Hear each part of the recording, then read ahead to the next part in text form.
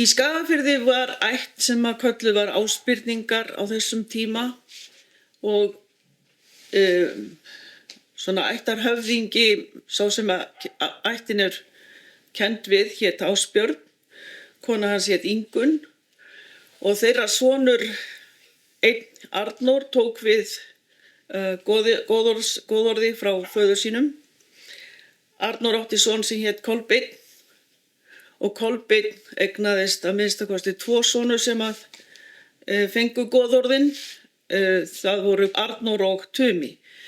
Höfuðból þessarar ættar voru á Reynistað, Ás í Hegranesi, Víðimýri og Flugumýri. Og þeir sátu þessa staði að jafnaði.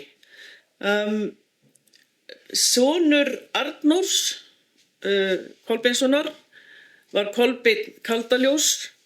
Hann bjó á Reynistað og sonur hans var Brandur sem að fór fyrir ásbyrningum í Haugsnesbardaga 1246.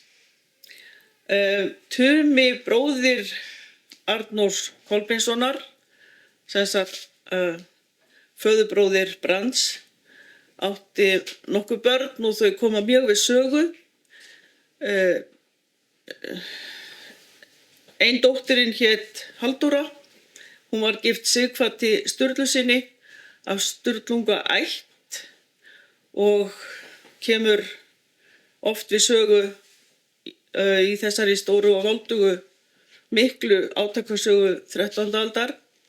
Það er að segja maður hennar Sighvatur. Hún er ekki oft nefnd svo sem í þeirri tengingu en hún er þarna stýrir heimili Sighvats.